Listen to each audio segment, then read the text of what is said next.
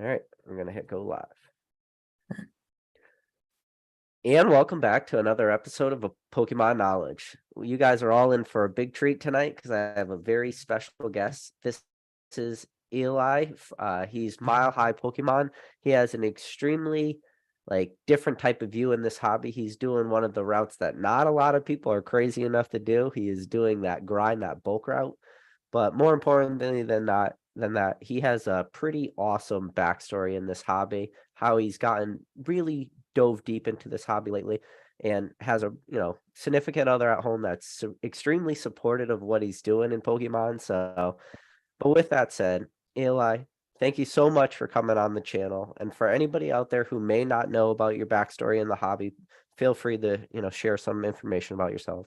Yeah, thanks so much for having me on. I've been a fan for a long time, as I've mentioned. I was into Pokemon as a kid, as I'm sure everyone was in 2020, as everyone else was getting into the hobby, except for you, who's been here a while. I was just buying up a lot of stuff. I wasn't knowing what I was doing. I was on the YouTube algorithm train on the Pokemon stuff, and I started with what everyone does with Twice Baked Jake, and the things that the first day Pokemon people see when they search Pokemon in the stream. And after enough digging, your videos recommended, so I started getting into more hardcore there. But really on the business side, what got me into it is that my fiance and I were long distance for a while. And as I was getting into the Pokemon stuff and was acquiring more and more cards, she would come and ask whether I had cards to sort, because she really loves to sort stuff.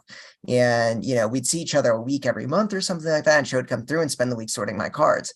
Well, it turned out when we moved in together, she got through all my cards pretty quick and there were no cards left over. And so she said, well, where are all the other cards? And I'm like, well, you got through the few thousand I have. I think we're done. Congrats, you finished it. And she was not thrilled with that answer. So I'm like, well, there's this thing. It's called bulk. People have shitloads of cards they don't know what to do with.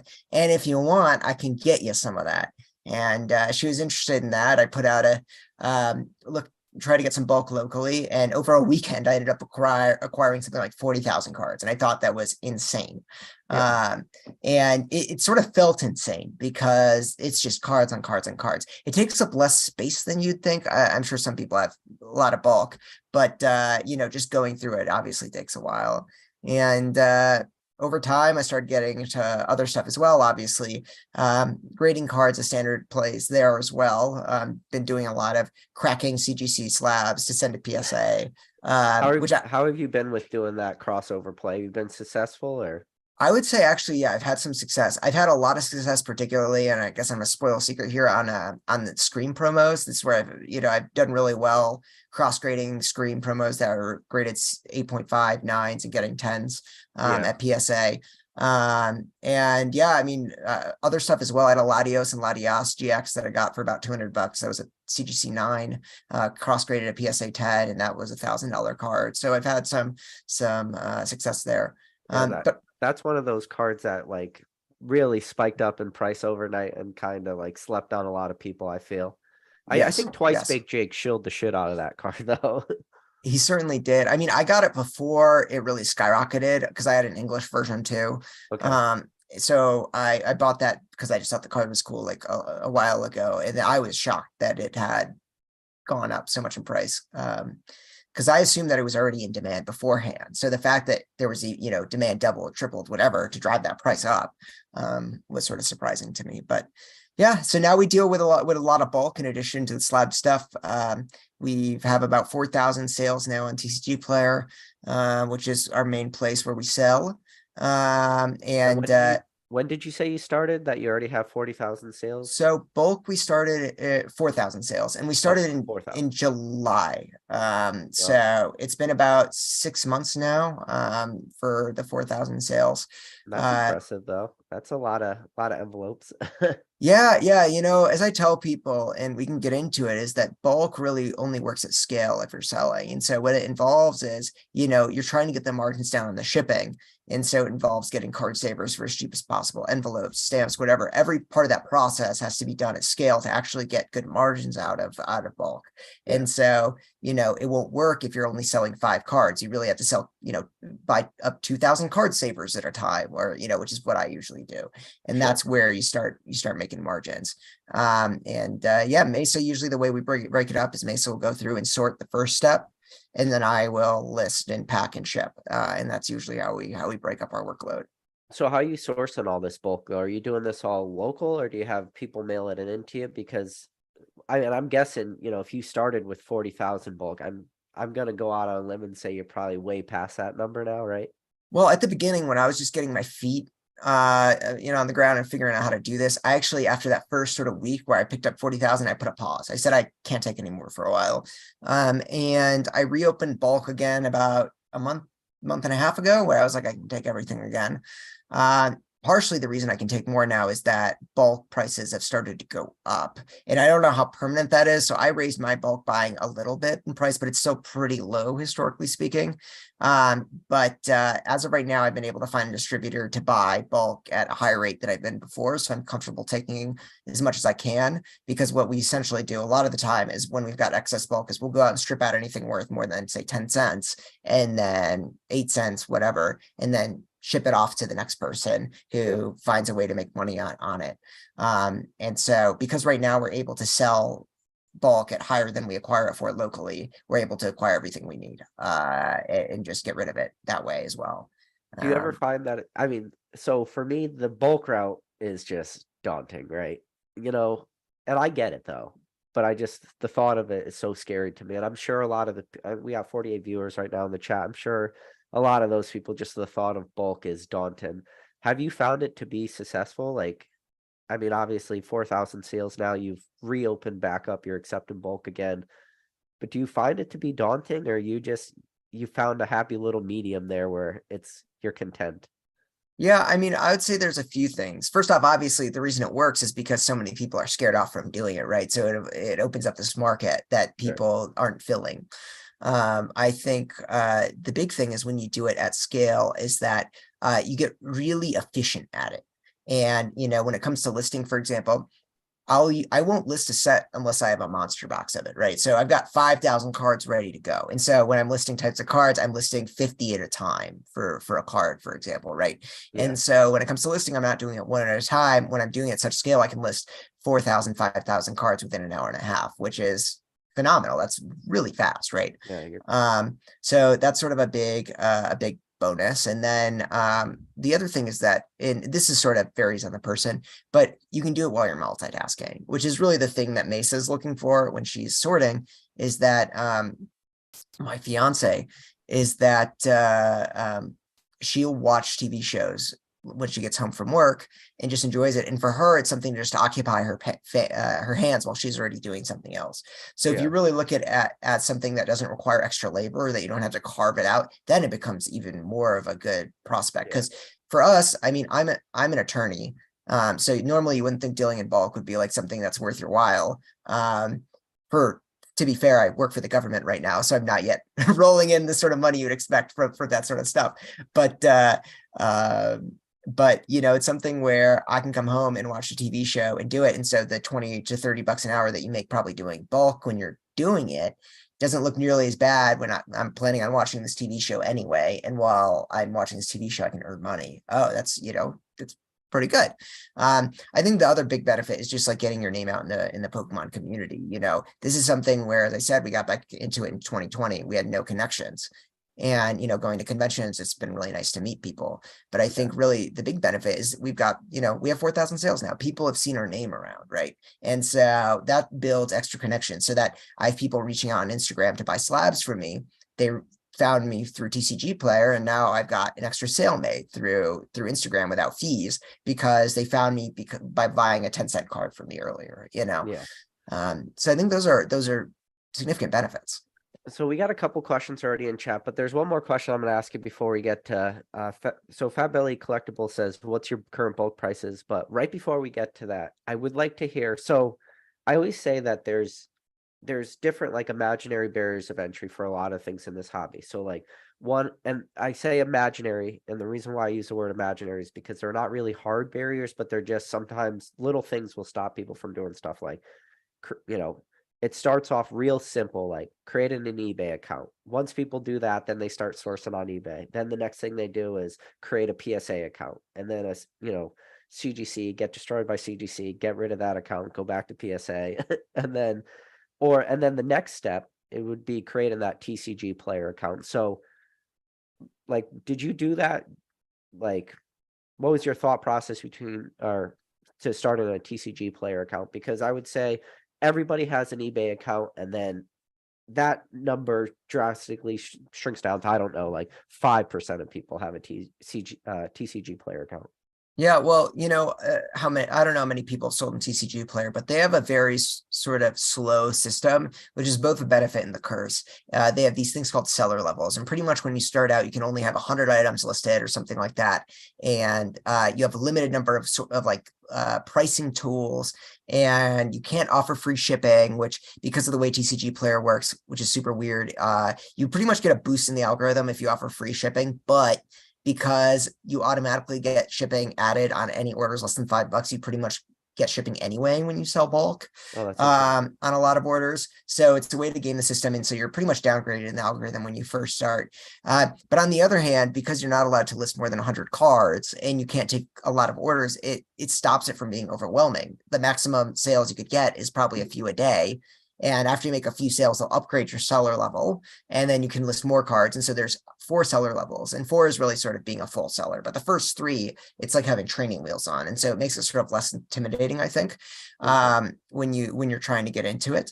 I think the big barrier to entry is also just like initial investment. And people wouldn't think about it because bulk is so cheap. But when I put out a call in June or whatever to get bulk, I spent $1,000 in a weekend, right? Yeah. And not everyone has that sort of stuff cash laying around, and it feels weird because you're like, I'm literally spending money on paper that is worth the price of paper. And, Yeah. am I actually going to recoup this investment? And it took a while, I think it's fair to say both Mason and I are pretty happy about how much money we've made at this point with the amount of time and effort we've put in. But it took a few months to make, to have consistent returns on our initial investment, primarily, number one, actually, because of those TCG player levels, because we couldn't sell in mass until we got, like a month in or something. And number 2, because we just spent so much money acquiring at the beginning that it took a while to clear through. So Yeah. then the next question is, well, for the first question, technically is from Fat Belly Collects. He said, what's your current bulk pricing? And then I'm gonna also expand on that question. Where did you start at with your bulk pricing to where are they now? And then you just said recently you've seen bulk prices start to go up. Have you gone up on yours or what? Yeah. So when I first started, we offered a higher bulk price because we are just trying to get product. So at that time, the market price was probably a penny a piece, and we offered 1.2 cents, which, by the way, is historically low, right? We know from history that usually bulk rates on average around 3%. In times when it really went up, it was about 7 cents or so.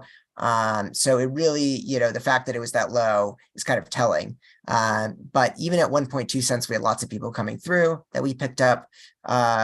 Then we shut down. When we reopened, I was trying to be cautious.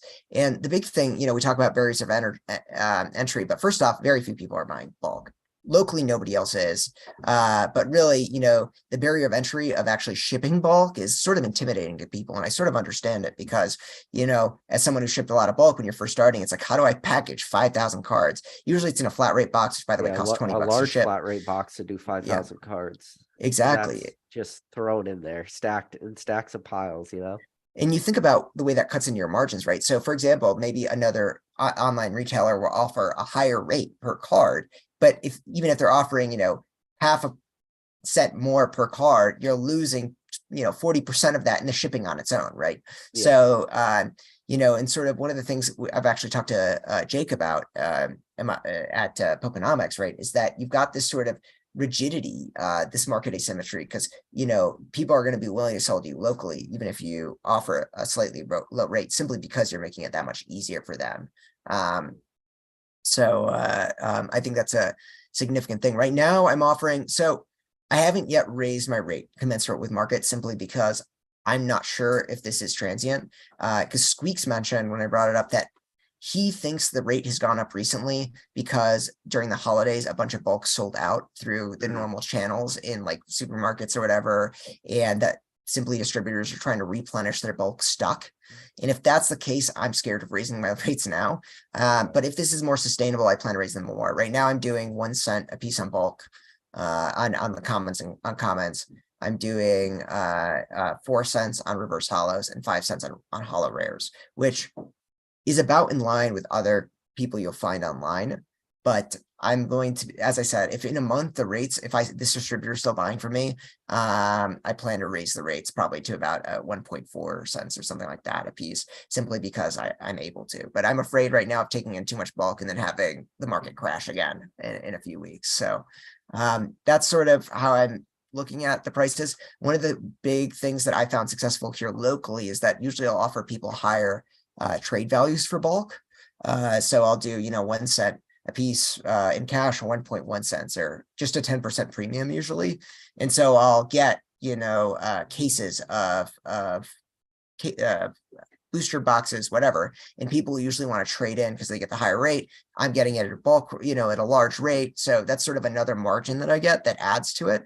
It makes it better for me and for them in the sense that like they're getting higher rate than I'm offering it than anyone else is offering. And they're at the same price they would pay for a booster box if they're into it. So it's good for them and it's good for me because I get a little extra margin out of it. Yeah, and then I'm sure they just rip through that booster box real quick, get their one or two Yeah. like good hits, and then sell it right back to you for pennies on the dollar. Yeah, you'd be surprised. I mean, the one concern I've had about buying bulk, and I don't know how you confront people about it, and this is sort of a deeper issue, but you talk about like addiction, right? There's some amount of gambling addiction that is at play in the Pokemon community. And so there are people that I deal with that sell me a significant amount of bulk to where they clearly spent $10,000, $15,000 urban packs in a year. And Ripping modern packs too. Ugh. yeah, and it's not really my place to say, stop selling me bulk or like, you should be thinking about this or whatever, but it still feels weird. I don't want to be the one, obviously I'm not the one giving them gambling, products. I'm the one collecting on the back end sort of and trying to get, make them square. But it does sort of sometimes make me feel like, is there a place for me or anyone to say, are you able to, support this habit? Yeah. Yeah, no, that's interesting. And I could definitely see how a lot of people could get quickly into that gambler mentality and just flipping that bulk. I see it all the time. That's one of the things I try to caution a little bit on this channel. I always tell people, like, temper what you're doing. Everybody should open packs, but just do it wisely, do it smart. Uh, but real quick, Wolf Collect TCG in the chat said, who would you recommend learning how to sell bulk from? That's simple. You can learn it from this guy right here. He's doing it. He's doing the grind. He's doing the TCG player route. If you look down in the description of this video, there's a link to both his YouTube channel and a link down to his Instagram. So if you guys have questions, you want to learn more about selling bulk, he'd be a great person to talk to. Or if you're looking to sell your bulk, maybe he would also be a good person. Hopefully you guys don't inundate him with a million bulk. I'm sure I see Mason Berry's in the chat right now. I'm sure he would like to send you a Oh, couple he's monster got probably boxes. a warehouse of it. It's pretty impressive. He's got 10, probably more than 10 times. Like over a million. So yeah, that's a daunting number alone right there. yeah. I But would, oh shoot, totally lost my train of thought. But yeah, I would say that you should definitely watch the amount of packs you open. I always open 2 booster box with each release, but certainly it's definitely not a way to win money. yeah. But so now you're saying, so you went the bulk route and then you've also gone the grading route. Now I'm guessing you sent a lot to CGC. I'm gonna guess by the way you were talking. Now you're doing that cross grading play, and now you're sending a lot of stuff to PSA. What have you been mainly sending? Have you been sending like vintage stuff, mid-air stuff, modern stuff? How have you been I able to navigate this modern grading market? I've been mostly doing modern simply because I think it's underserved in the places where I look for, which is usually PWCC and sort of underutilized auction platforms where I think a lot of the audience buying cards is not interested in that sort of thing. So just arbitrage pretty much between platforms. I think it's fair. It's not solely sometimes I will do direct arbitrage, but frequently it's just cracking and resubmitting I got a because card I just cracked too. You can keep going though. I don't You even know, know. I'm surprised that some people I've heard have not had success. I think Dan Ketchum Collectibles was saying his cross grading did not go great, which was sort of surprising for me because I mean, everything I cracked looked like a 10 and most of them came back pretty good. Sometimes you get a surprise. Like I did have one screen promo I was really pissed about that was like a CGC 7 and I was sort of surprised it looked perfect. I cracked it open and there was like a dent I didn't see through the plastic. And I was like, oh well.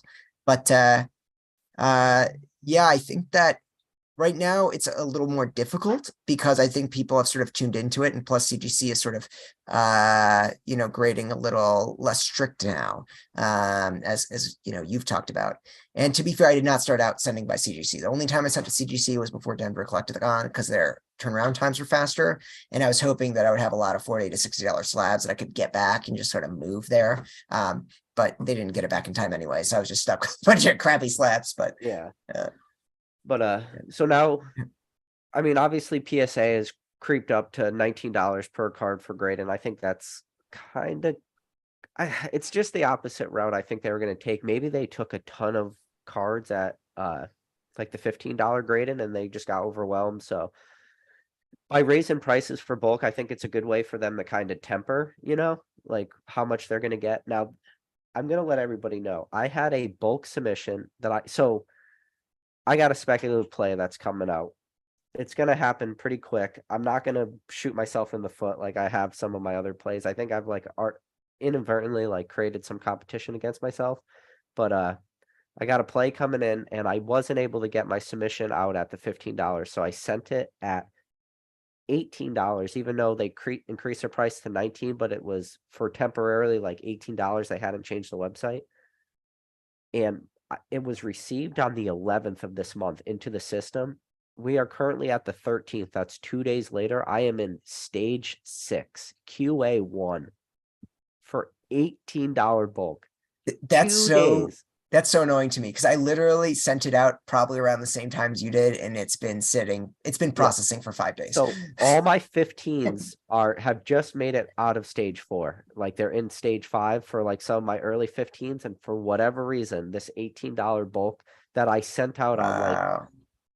I forget what day I sent it. Either way, it was entered into the PSA system on the 11th, and we are on the 13th, and it's in stage 6. I don't know what's going on.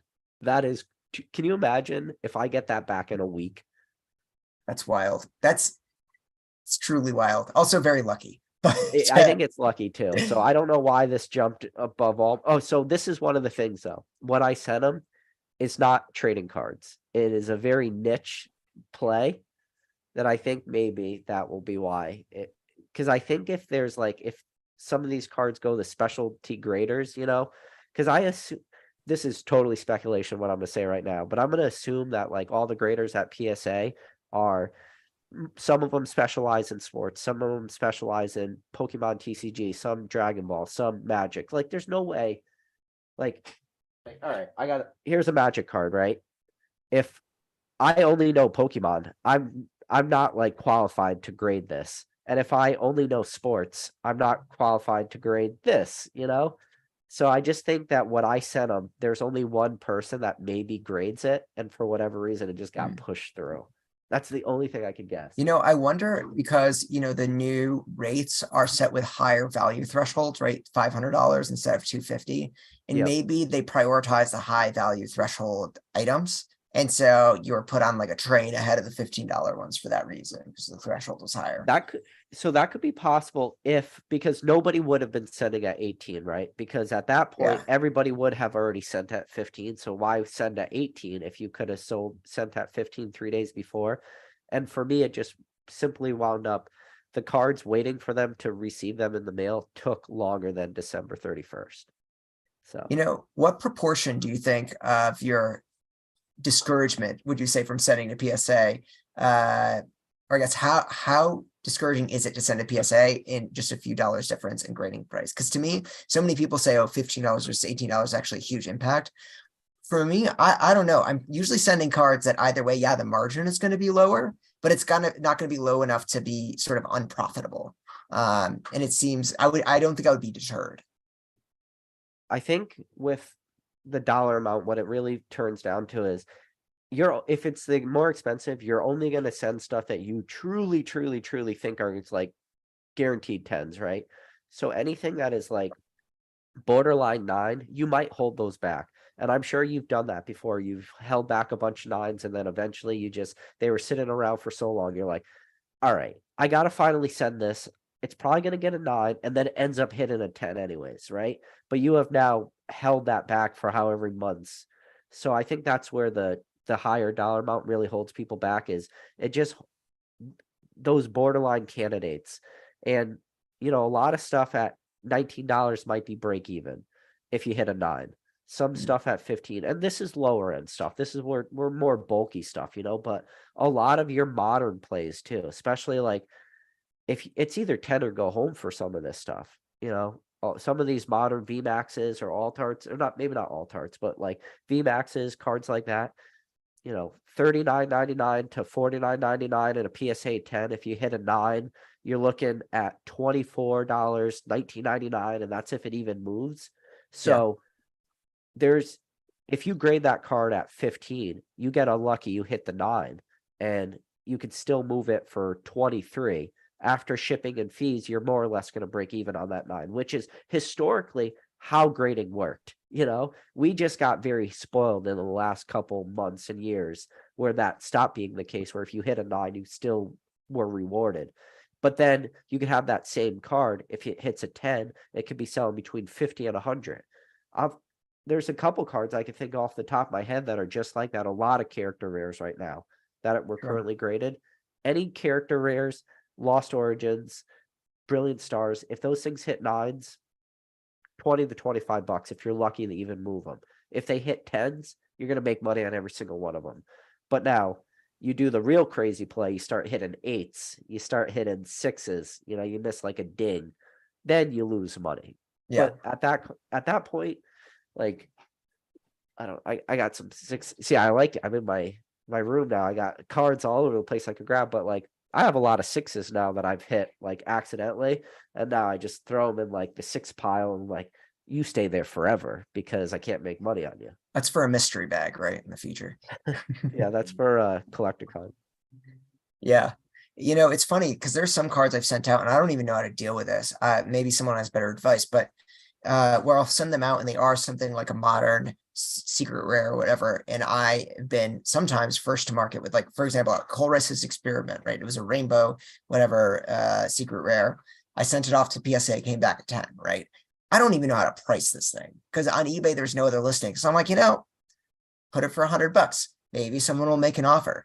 Yeah. No offers, nobody, whatever. By the time, like, a week later, there were other listings. I'm like, I don't even know how to sell this thing, because it's not something I would ever buy, it graded anyway. And so it just seems sort of strange when you've got these, I just hope that, someone would pick this thing up. But even then, you've got these sort of mid-tier cards of the modern sets, Yeah, I'm just reading the chat right now. I see CTRs in the chat. Good to see you, Ryan. But Thrifty said she knows what my play is. Just join her Patreon right now. She'll get all my plays. She's saying PK, calm down. Well, is it Pokemon related? Oh yeah, I'll send you a photo of it after the Okay. stream. I got to keep some stuff just because it's still new. Somebody sent a test card out to PSA, one card as a test, and they sent out in their submission to PSA. There was a bunch of cards actually there. I think they sent I saw like a part of his submission. It was like 5 or 6 cards, and 5 of the 6 came back from PSA as ungradable because they like had no information, and then 1 out of the 6 came back graded. And then he sent me a photo of it, and I was like, "Hey man, just so you know, like I'm running with this." He's like, "Go for it." So it's funny. I sent a card to PSA from the Nightmare Before Christmas TCG recently, and I wasn't sure if they would actually grade it, and they did. The pop is like 3, but they did it. So I've actually looked into the Nightmare Before Nightmare Before Christmas cards. They're actually not as cheap as you might think. Oh, I don't know about the singles, but I bought a booster box for $30, which was less than $1 a pack. That's why I was saying they're not like that. For me, that's not very cheap. $30 booster box. Yeah, I guess, I mean, it's a dollar a pack, so I ripped like half and left the others. I'm trying to see. I don't have like around like right here it's very clean, but around me is like a just a shit show. And I want to show you what my most recent booster box buy was. But I can't even find it. Damn. I gotta be better at like being prepared for stuff. But so sorry, go back to your Nightmare Before Elm Street card. What did it grade? Or Christmas. Oh, I was Or also sorry, pissed Nightmare off Before about this. Christmas. I thought it would get a 10, looked great, got a 7. I'm like, what do I even do with this now? Yeah. It's just There's a couple of those old TCGs that are next to impossible to get tens, and it's really hard to price like yeah. that kind of stuff because everybody loves their tens, right? Like that's why when you look at something like the old maid play that a lot of people did, the reason why that worked is because they all hit tens, but that's a quarter card. Like that's just that market will be destroyed. Like that those cards eventually, like people will lose money in tens. Like that's how many of those will be graded in tens. So Have you opened any dead TCGs recently? Because you made some videos, I think, early on about some I stuff. I haven't opened. I found my booster box. I haven't opened any. I've acquired a bunch, but so to give you an understanding, like this was literally my last purchase, and it's Fifle Goes West. Like What? that's Oh, this is what the kind of crap I buy. Like some people are like, oh, PK, all you ever do is you talk about like the invested and stuff, and that is not an investment. That is actually worth less than I paid for it because the shipping to ship it to me eats up the profit margins of that for the next 1,000 years. Like that's how, I don't know. for Just wait until this explodes. Everyone will rediscover their childhood, yeah, and I gotta you know. like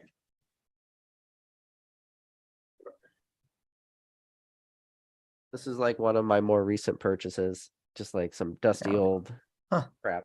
Just like these are like $10 booster boxes, but it's fun to have $10 booster boxes of crap. Yeah, I mean, for the people that have the itch to just open stuff too, it can be fun. Although sometimes they're just very low quality. Not the card is low quality, but the game itself is low quality. And so Nightmare Before Christmas is literally just sort of screenshots from the movie, and Okay, it yeah. looks very low value, and it's just sort Yeah. of unfortunate. Well, yeah. Uh, I got a lot of those. Like here, I'll give you an example. So like these are just screenshots of the movie. mm. So like these are just golden eye trading cards, but all they are, yeah, just like you said, like screenshots of movies. I have a lot of things like that are just the screenshots. Uh, yeah. But no, with that said, so somebody asked a question in the chat. They said, thoughts on buying XY right now. So out of the bulk you're getting, are you seeing any and again, we're gonna have to be like super careful how we like tiptoe around this, but anything that's not like super modern. And I know to call XY like not super modern, a lot of people is probably gonna trigger people, or even like Sun and Moon too. Like so out of your purchase buys when it comes to bulk, what percentage would you say is Sword and Shield? What percentage is Sun and Moon, and then XY, and then pretty much anything else, black and white and before? So the vast majority is Sword and Shield block. Um, People are ripping, I always feel like in the spaces we're in, we sort of underestimate the broader Pokemon market. That is the vast majority of them just ripping packs, modern packs. We don't talk about it enough. Obviously, we talk about it in the sense that there's like, it's printed to death, but we don't actually see that in our day-to-day life. The fact that the vast majority of the stuff people are actually engaging with on a day-to-day basis and the money they're spending, I think for the average Pokemon fan is all in the Sword and Shield set, or, most of it. So as a result, like the vast majority of bulk I'm seeing is from the Sword and Shield set. I don't know percent. Mesa, I'm gonna ask Mesa because she sees a lot of it. What proportion of the bulk you think we see comes from before Sword and Shield sets? What proportion? Yeah, like what percent? Like less than 10%. Yeah, I'd agree. So she says less than 10%. I think that's about right. The most of that's from Sun and Moon block. I think if you go even further, maybe a few percent from X and Y block, and then that's it. That's pretty much it. We get, evolutions from time to time. I think it's fair to say that the vintage stuff we never get, with some exceptions. And so, yeah, I mean, it's crazy too, because I can only imagine like the amount of bulk that some people are bringing me, that how do you not get bored of opening this set this many times? You know, if you've Yeah, right. opened 1,000 packs, and we know some people on YouTube do it, but realistically in your day to day, how's this exciting for you? Yeah. That is, yeah, I don't, that is an answer I don't have. I think it's just that ultimate chase for somebody, shout out to Rattle Pokemon. I don't know if he's hiding in the chat somewheres, but he opened up 500 packs of Evolving Skies, and then the next stream he opened up like another 30 ETBs and then another 40 packs on top of that. So that chase can be sometimes like it's that carrot on the string for a lot of people, right? They just keep running Sure. after it. You know, And the I one think that's thing, just modern in general. the one thing I will say though, and this is sort of interesting, the big change in bulk I've seen since I started is that when I started, a lot of cards I bought were from streamers. We had local streamers on Whatnot and other platforms, TikTok, all sorts of places, and they just had loads and loads of bulk. And nowadays, there are far fewer cards I get from that method. And a lot Really? of the people who used to stream are no longer streaming because it just like was no longer profitable for them. It's no longer selling nearly as many sets. And so this was a significant change. And I don't know, obviously the statistics broadly, but sort of anecdotally speaking, I think like half the streamers that started out that were streaming 6 months ago are no longer selling packs. And I think that maybe has had some impact on the bulk market, why prices have gone up, not just because of the holidays, but because you've had to dry up this one stream of getting cards. But I'd be interested to see like a broader analysis or some statistics on if that's actually the case, Yeah. nationally. But to kind of dive a little deeper into that question, he's saying, what do I think about XY? But I think he's not talking about XY bulk. I mean, he's thinking about XY like chase cards. For me right now, Oh, my I think bad. I think there's a lot of cards in the market that, when you look at the raw prices of cards versus what the sealed product is selling for, there's a lot of stuff I do feel is undervalued. And one of the things that I do feel is undervalued is like full art XY cards. Don't get me wrong. There's a lot of crappy XY full art cards, but when you look at like prices for the full arts opposed to what the sealed product is selling for, it's pretty drastic, pretty night and day. And when your hit starts to be as expensive as like the pack, there's probably something wrong. Like a great example that he said XY, so we'll just use like XY base. What is like an XY base pack cost versus what is the cost of the full art Venusaur and the full art Blastoise? Like when you look at pack per price versus like your ultimate chase, or I really wish I could find my most recent buy, but one of my I could probably find them. But like, let's see, I think I have so here's here's an example of a card that is as expensive as the pack. Like, so I just cracked that from CGC. It's the Tornadus full art for Emergent Powers in a CGC 7. It was undergraded, but still, like, black and white print quality, trash. That's your chase card right there. What's a pack of Emergent Powers sell for? $50. I bought that card for like 11. I bought on or something. I don't even know. It's on PWCC. You could go look at the most recent auction of what it sold for. It's crazy. I mean, I think the mythical promos, the full art promos through the X and Y era are phenomenal. And I think they're Yeah. gonna age really, really well. And they're just going to be rediscovered one day, because I think there are terrific promo cards, and they tell stories, and you've got very popular Pokemon, and they're cheap too. I mean, you get them for 10-15 bucks, and I certainly think those are going to age well as well. Yeah. And we're going back into like the EX timeline. So now it's like lowercase EX and everybody like, woo, whatever. But if you look at like black and white too, and you look at sets that I like them at the time, people didn't like them, and everybody loves them again. But you look at something like Legendary Treasures, right? And you look at like Reshiram's and stuff like that in that set. They're beautiful cards. They pop. They're free cards almost. They're like a buck, like $1, $2, $3, $4, $5, depending if you're picking them up at auction. People aren't buying them. And for stuff like that, I just say, why not? Like, just pick up a couple, like pick up 10 of them, and some people be like, 10's a lot. It's like, 10's not a lot for like 30-40 bucks. You could buy 10 of, you know, these aren't like the big hits of the set. I'm talking about just like, like the half art cards and stuff, but still, you pick up a couple of those for a few bucks for less than the cost of a pack, and you could pick up 10 of them. Do it. There's just some stuff I think is undervalued, but I see, this is the thing.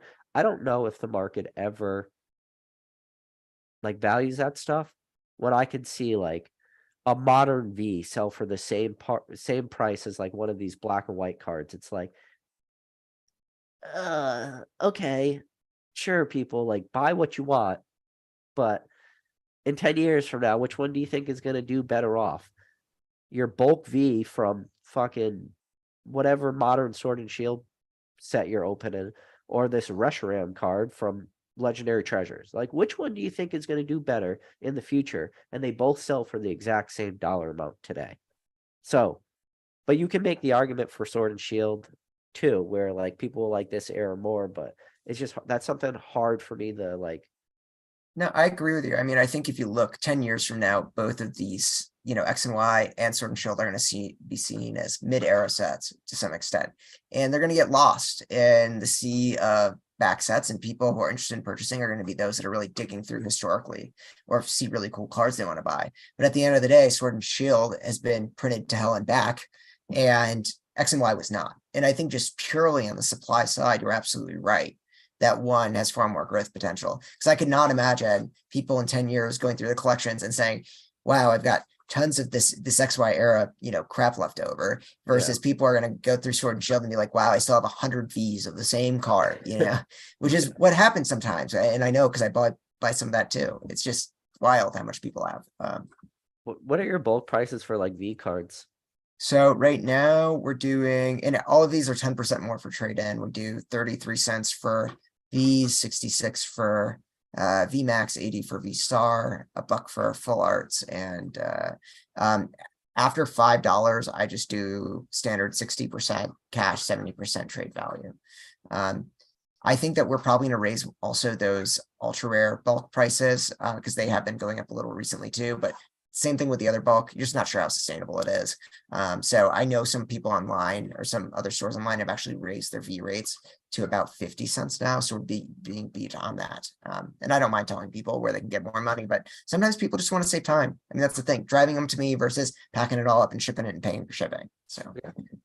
No, I think there's a real thing in this hobby called the convenience fee. I think a lot of people really take advantage of that convenience fee sometimes, but well, and PK, I don't know how aware you are of your like local market, not outing where you live, but just like going out and meeting other Pokemon collectors around you, the regular, like average Pokemon collector. And what I can really say is interacting with a lot of people around here in Denver is, as you say, the PSA threshold, right, to even send out.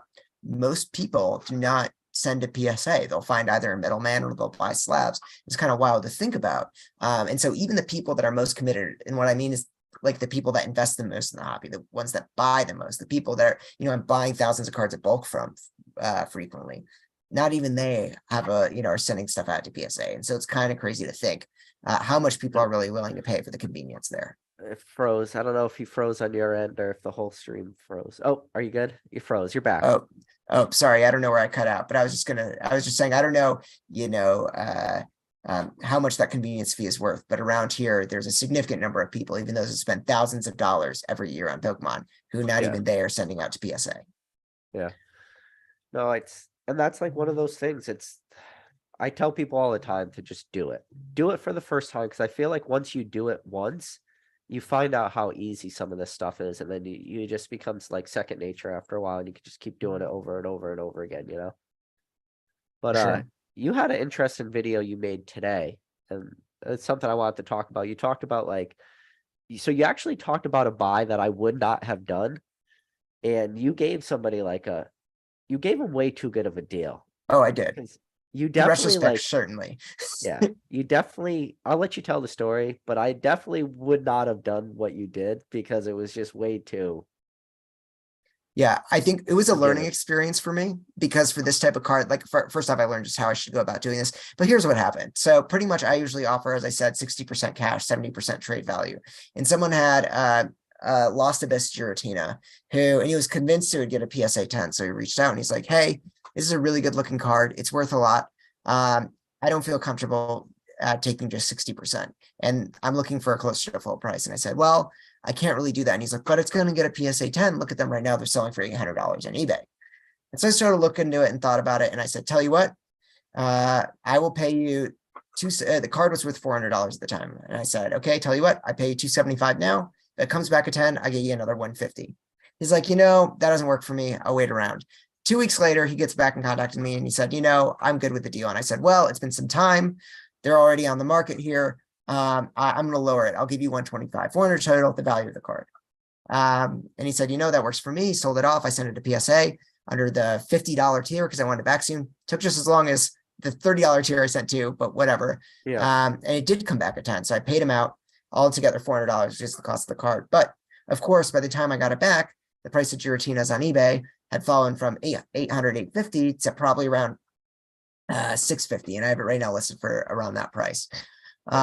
At the end of the day, I think I will probably make a profit on this deal. I think I'll probably make about $50 on the back end. That's a lot of work, But a lot of money tied up yes, for too long exactly. for $50. That's my entire thought process. At the end of the day, I had money tied up, exactly as you said. This whole process, there's risk involved, right? But anyway, I thought, I think that I should have been quicker. I should have just refused to take it 2 weeks later. I should have just said like, it's now or never. And I think I would have made more money and it certainly would have been profitable if I just went, right off the bat when the set first release, got the card sent in. I think it was just too good of a deal you set up. You never should have said, hey, if this card comes back at 10, I'll pay you more money, because you are now taking all the risk here, right? Yes. It's all risk, literally zero reward for you at that point, because now you're in a way semi being punished for that thing getting a 10, because now you have to give him this like awkward payout of way too much money. Don't ever do that. Like, it was you were way too nice. It was one of those things where if it came back a 9, I would have been able to just flip it, right? A little over market price. And I would have probably made just as much money, if not, more maybe. Yeah. But anyway, I think the sweet spot for me is I could do it between 50 and $100, because if they come back 10s, they're probably going to be worth 250 or so. And if they come back 9s, I still make the profit between the 60 and 100% or whatever, between my initial cash and the 9 price. So I felt comfortable. And so I made a post in our local Denver group. And I said, hey guys, here's what I'm doing. I offered sort of even an even better deal than before. I said, I'll give you 60% now. And if it comes back at 10, I'll double it. I'll give you 120%. And that unleashed this like tirade. About 10, 12 people came in the comments calling me a scammer, saying I was providing a shit deal, like all these things, like ragging on me about how terrible thing I did. Now, just to give you a comparison, a day later, I said, hey, all, I'm looking for this card, a Cynthia full art, well-centered. I'm hoping to grade it. I'll pay full price. Nobody, the one from Ultra Prism. Okay. Because I just sold the PSA 10 and I was looking for another one. Yeah. Right. And no issues with, offering full price for a PSA 10 gradable card ahead of time. But anyway, all these people were ragging in how much of a scammer I was being, all these things. And I frequently, there were 2 lines of defenses I was giving, or maybe 3. The first is like, this deal isn't for you. Some people need cash. Some people don't have the time to wait 3 months for grading. I'm just offering to front them the money and taking some amount of profit at the end. Second of all, I said, hey, if I'm such a scammer, if this is such a great deal for me, how about you flip it around, you offer a little more, beat my rate, and I'll take you up on that offer.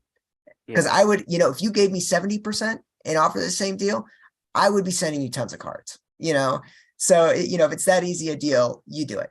And of course, nobody offered a higher rate, which is frequently what we find when people crap on me for my rates. There's nobody else in the city who's willing to beat it. Yeah.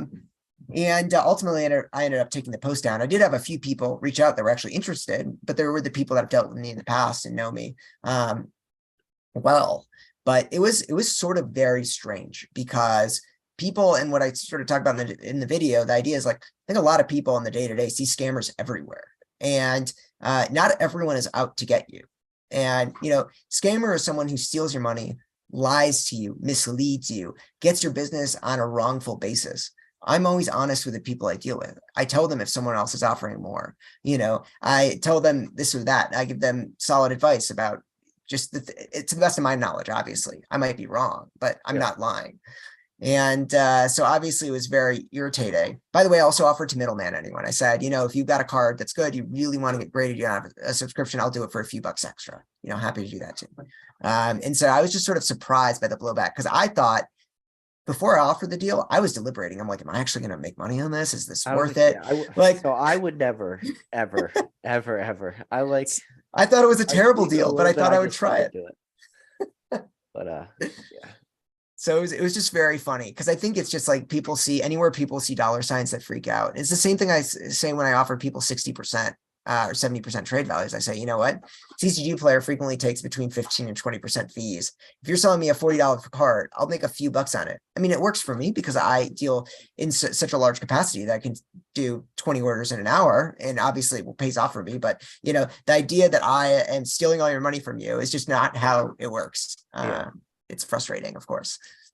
Yeah, that could be that fine line because I find myself doing it too. When you're a collector, you're fine with paying full market value, right? Like that's just something you're going to have. But when you're doing it for the reseller aspect, you can't pay 100%. And if somebody's going to somebody that they literally know is a reseller, expect to get 70 to 60% if you're reaching out to like you and you're making a post for this stuff. That's where I struggle with just some people. It's like, if you want full market value, sell it on eBay, put it at a 99-cent auction. Whatever that card's truly worth is what the market's going to pay. And then guess what? Then you can pay your eBay fees and you can worry about shipping it. And then you can worry about your taxes at the end of the day, if that's really what you want, which that is actually the route I recommend people doing. Maybe not the 99-cent auction, at least, depending on the card. If it's something truly scarce, you could do that. But, yeah, I mean, you also just got to think about the time invested. So if someone had one or two cards they want to sell on their own, once again, the sale comes through. Okay, so they have to print out the shit they need. They have to go and get an envelope. They have to pack it securely. They have to deal with the shipping stuff, which they don't do every day. Make a trip to the post office to get it scanned in, like all these things, right? And for me, I'm already doing that anyway. And so for me, obviously, it's a good deal because it takes a minute to send something to someone. Whereas for them, it might spend 10 minutes, 15 minutes. And so what does that translate to in terms of their actual like cash lost for the time they spend on something like this? And that's what I think people don't understand. You got to value your time, right? People miss this in the hobby. If you're not doing bulk regularly and you sort a small amount of cards, you're not valuing your time, and vice versa. If you're selling one card at a time, unless it's a high value card, you got to value your time. It's not free labor. There are other things you could be doing. There's an opportunity cost involved. And so, when someone says, oh, I could sell it myself, it's like, well, do it then. But also, what does it cost you to do that? If you make $30 an hour at your job, that's for 15 minutes, that's $7-8 there you're spending that you could have made another way. So I know we had mentioned earlier before we started the stream that Mesa was considering coming on. If she's up for it, Yeah. I'd love to pick her brain a little bit on. Sure, just a second. She might need a minute because she's sorting right now. Mace, you want to come on? Sure. Yeah, she'll be over in a minute, and I'm gonna go ahead and just I go to love chair. that I love that she's just sorting bulk right now as you. Yeah, I think she was probably bothered that she was in the middle of a TV show and I'm like yanking her out of it. I'm joking, but so we both met at Michigan State, which is why we have the MSU flag in the back, and she's wearing green and white. So yeah. I don't want to blow up your spot. You can let people know where you went to get your master's degree because you're a smart dude, man. Like that's one of the reasons I brought you on. You don't have to. Oh, it's not just me. Mesa's quite smart too. Why? Well, obviously she has all the brains in the relationship, but I feel that everybody in the chat already assumed that. But no, yeah, I went to law school at Yale, which is I think telling for the bulk that I'm still doing this. It's obviously wild. And Mesa went to grad school in the UK on a scholarship. So awesome. But because of the way our education happened, as I said, we were long distance for a long time, for about 5 years. And so that's where she got into it by coming in to visit. And now, she loves the hobby. We're actually going to Japan at the end of the month. And oh, sweet. It's the first time either of us have been there, and so we're super excited to see a lot of the Pokemon stuff. And she gets me some cards and gifts, and we've got this. You have the Pikachu.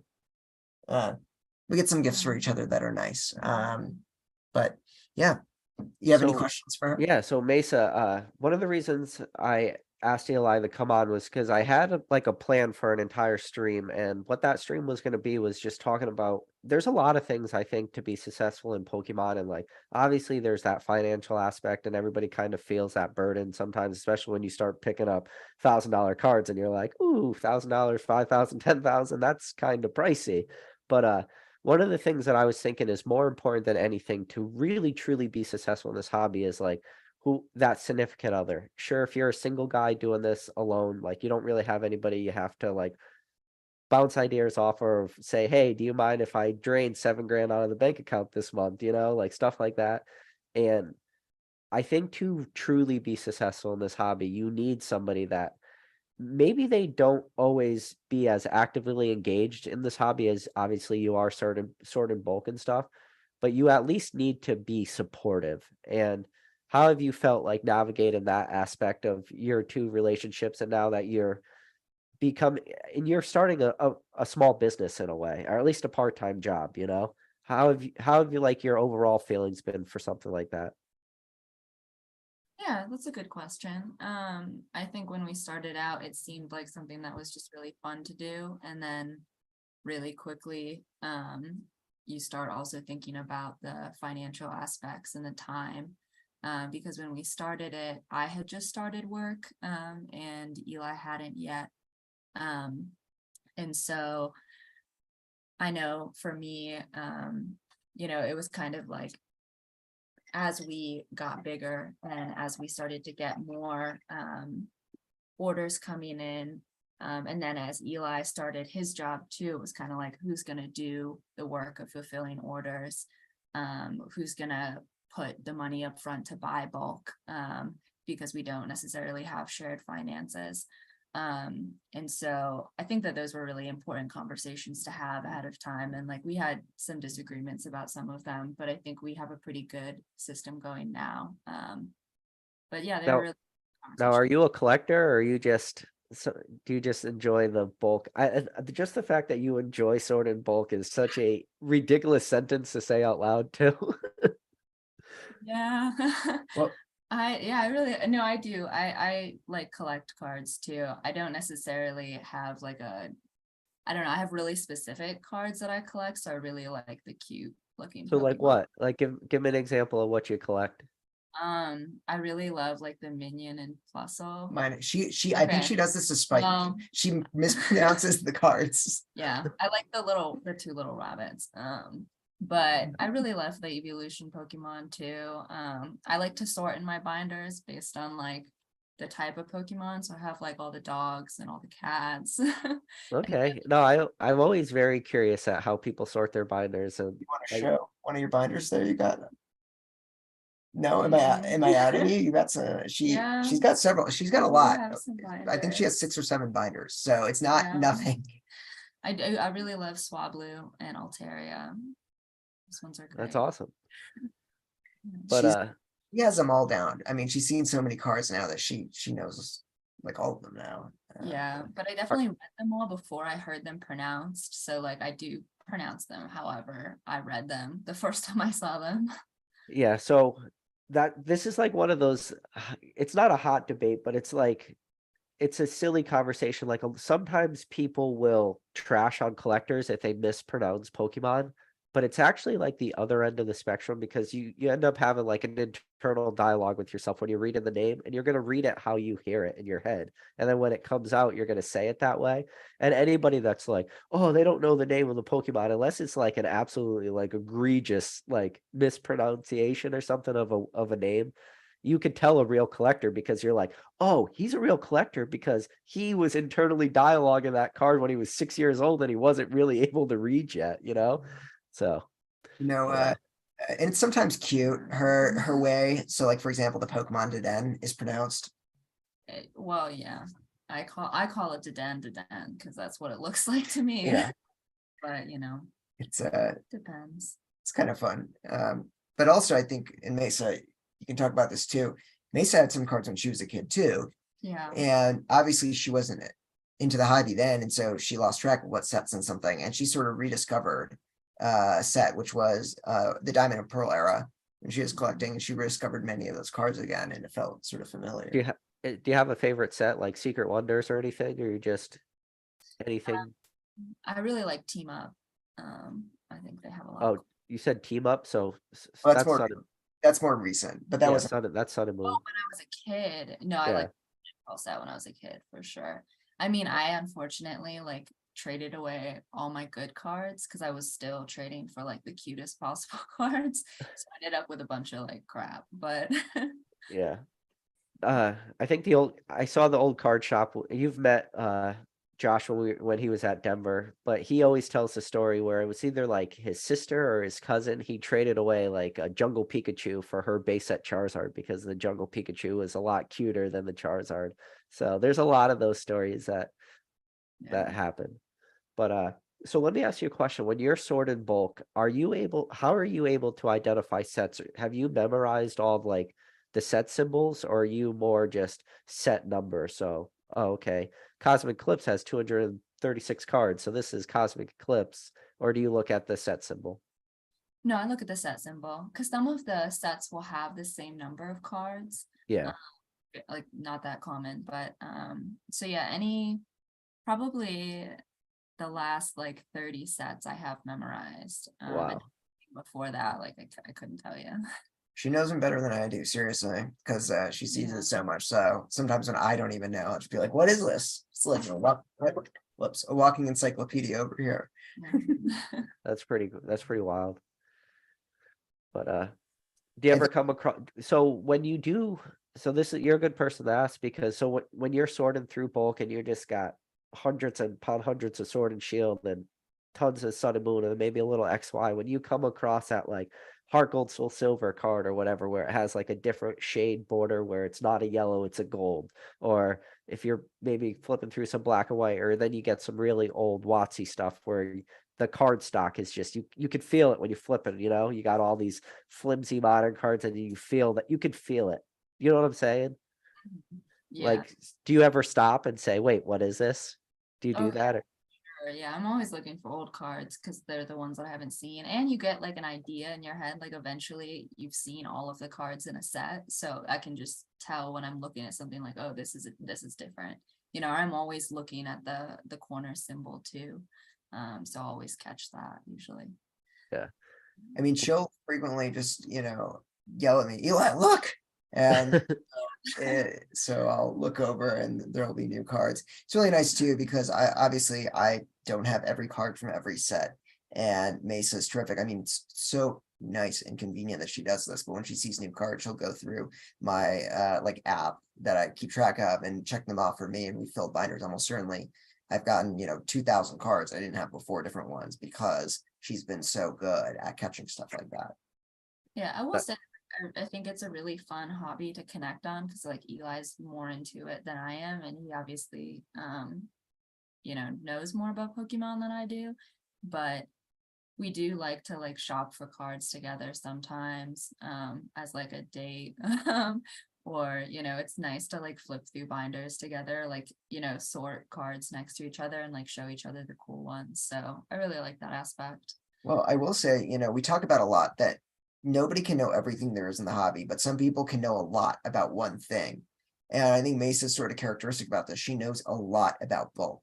And if she went to a convention and scrolled through a binder of bulk and someone, she would be able to I don't know, at Denver Collecticon, for example, people were selling cards for 5 cents a piece. She could scroll through and pick out everyone that's worth more than $1, right? Like she definitely is well acquainted with that market. And she'll be going through bulk and immediately she'll spot everything that's got, higher value. She's very good at that. And so this is just an example where she might not know about the slab market or about, every single, the game, the way the games function, but she's very, very good at this. Yeah. So. And that's awesome too, because we talk about this all the time. And one of the things I try to say a lot on my channel is nobody could be an expert at anything. Or sorry, no, excuse me. No one can be an expert at everything, but anybody could be an expert at like one thing or two things or whatever. And the fact that you have that ability to be an expert at bulk, and just like Eli said, if you could take a 5 cent card and turn that into $1, the profit margins on that is drastically different than, let's say, one of us that could take a $5 card and turn it into $20. Yeah, the dollar amounts might be higher, but from a percentage basis, what you did with a 5 cent card to turn that into $1 is drastically different than what we do. So that actually is like an extremely, extremely good like trait you have. But I so will. Eli mentioned Denver and Collecticon, and that's when I got to meet both of you guys. So how was your experience there? Was that the first time you guys have ever vended? Because you guys vended together, which I thought was pretty awesome too. Yeah, it was our first time. The one convenient thing is that all the other vendors were afraid to go to the bathroom because they would have to leave their stuff unattended. It's really convenient that when one of us had to go pee, the other would stand and man the fort. So that was definitely a big pro. But overall, I mean, I think we had Mesa can speak for herself, but I had an excellent time and I was surprised. I didn't know what to expect since we had never vended before. And I think we did a very good volume. It was really nice to see people in person when you're making sales. And personally, I was very surprised at the number of people that bought stuff at full price, because my assumption is anyone walks up, sees a sticker price, is going to negotiate. And a lot of people did that for sure. But I think a solid third of people just came out and pulled out hundreds of dollars and just That's handed it crazy. Yeah. What was your best sale while you were at the Denver Collecticon? So I had, wow. I had a good sale where I traded PSA 9 Latios and Latios GX along with one other card with one of the Flart trainers in exchange for a Flareon Gold Star, which I then sold for like $900 the following week. Nice. Really good sale. I graded the postcard, oh my god, the Pikachu and Cramorant cards from the Japanese post whatever promo set, and Yeah, the Japanese stamp boxes. Yeah. yeah, the stamp boxes that did pretty well. I can't remember. Oh, and then the ones we sold a lot of was the Reds Pikachu. So I had, I think, like 7 or 8 Reds Pikachus graded in various grades, and people were scooping those up really fast.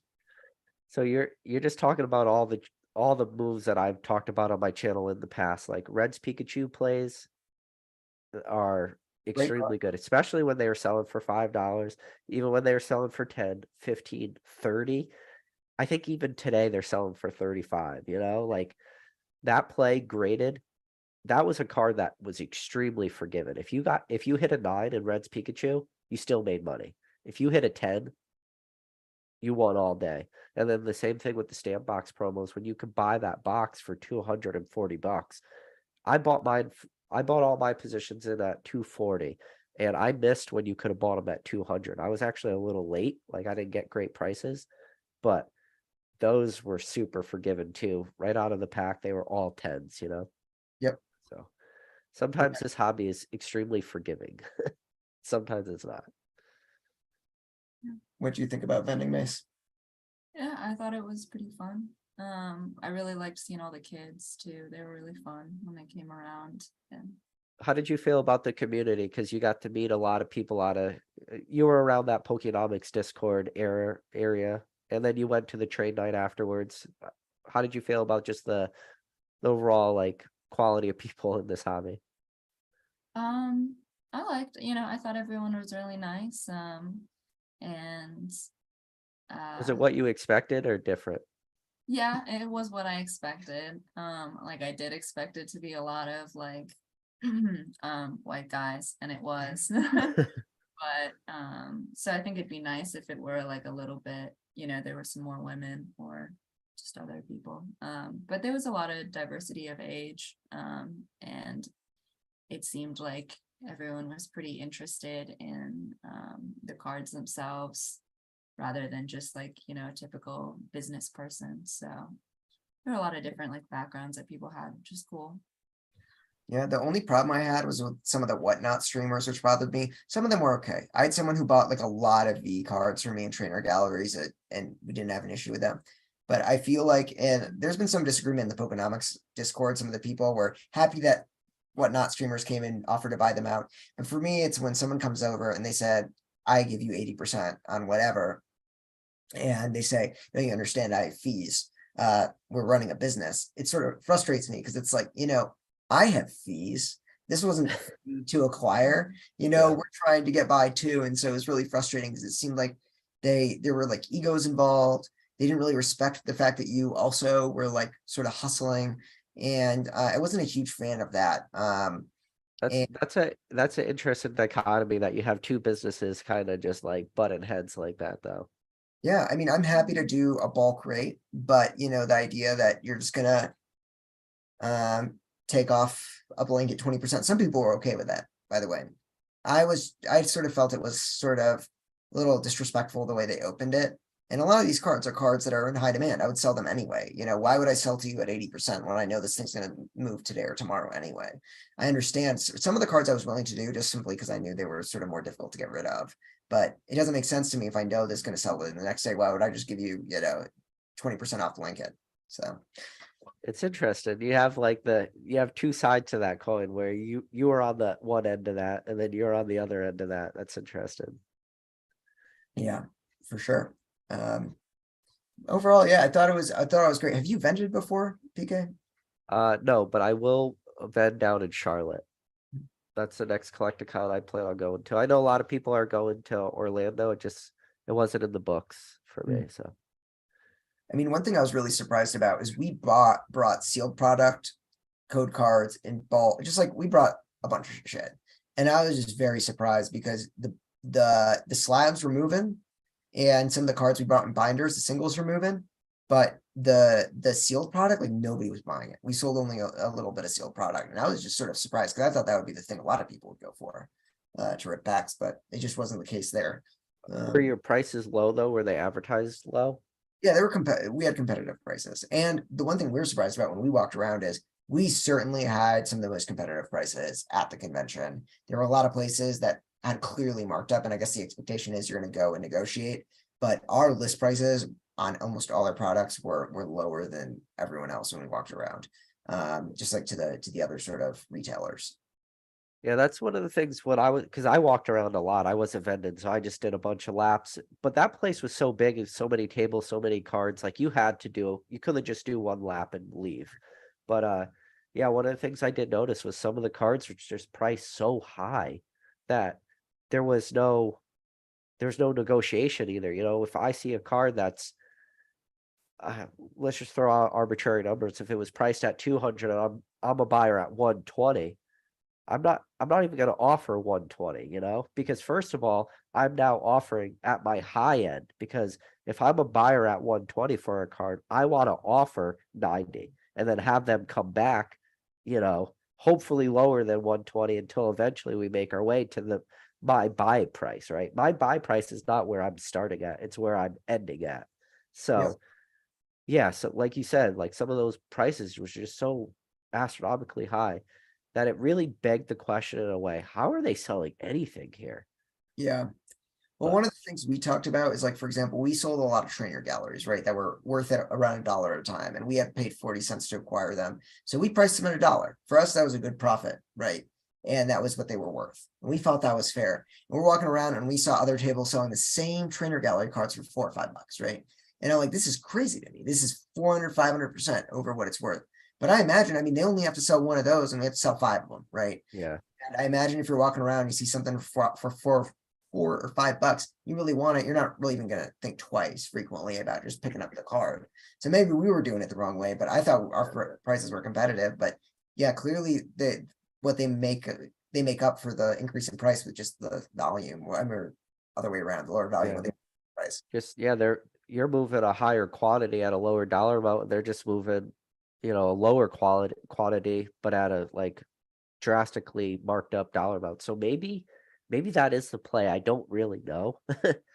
It just you just being where you were around the Pokenomics Discord area, like all you guys did super well selling cards too, because I think you guys really understand like the true market value of stuff. So, Yeah, well, but you would think that for all vendors though too, right? Like yeah. vendors isn't the average Joe in this hobby. I will say one of the really cool things that I didn't fully appreciate is like you got to see some really cool cards, even if you're not going to buy them. It's like Jake at his table, there are a bunch of cards I've never seen in my life, and who knows when I'm gonna see them again, you know? And it is just so cool to be able to see that in person. It's almost like, yeah, I mean, he wants to set up a museum one day, but that's really what it felt like, for sure. Yeah. No, Jake's got a pretty awesome collection. I like went by one of the rows. I was like, oh, this is like a house, or like at least a nice down payment on a house. So Yeah.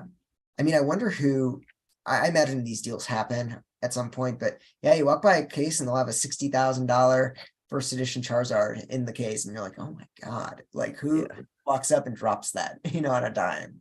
I saw a couple Gold Star Rayquazas. That's a card I've never owned, so that was pretty cool to see some of those graded in like 9s or 10s, and it's like, okay, like that's not a card I'm gonna see at every booth, you know? For But sure. yeah, so it's late here on the East Coast. I know we've started this a little later than I normally do, so I do have a bedtime, but with that said, Eli and Mesa, I want to thank both you guys for hopping on this stream. It's a lot of fun, and it's definitely something we are going to do again in the future because I think you bring a very interesting perspective to this hobby, like doing that grinding route. And I don't think anybody in this chat like truly understands how intense that is unless they're doing it. So the fact that you are doing that, like I just got the utmost respect for that. And I think you're gonna end up being like, if you stick with it, you're gonna be like super, super successful in this hobby. Not saying you're not already successful, but I just think you're gonna go to that next level, that upper echelon of like success. So Yeah, thanks so much for Thanks. having us, PK. We're very, I mean, I've been a fan for a long time, as I told you, and it's really nice to be able to come on and chat, and appreciate you letting us your platform. And so if anyone has questions about bulk generally, feel free to send a message. I'm on Instagram, I'm Mile High Pokemon, the same thing as well. And you can just message me, and if there's enough interest, I'll just answer a question in a video and make it accessible to everyone. Happy to do that too. and so everybody knows too, if you're watching this real time or after the fact, in the description of this video is a link to both Mile High Pokemon's YouTube page and his Instagram. And I'm sure one of my mods could also link it in the live chat. Oh, yeah, Drew's all over it. Drew just linked it. So appreciate you, Drew. Appreciate every single one of you guys out there watching this video. If you're new to this channel, you haven't subscribed, but you like these type of conversations, I have a huge playlist of old conversations. I recommend you guys all going back watching. Hit that subscribe button. I don't ask you guys for anything. All I ever ask is for you to hit the like button. But with that said, I know I can speak for both them. I know I'm speaking for myself. We appreciate every single one of you guys. You guys are what makes this hobby fun for us. And with that said, catch you guys on the next video.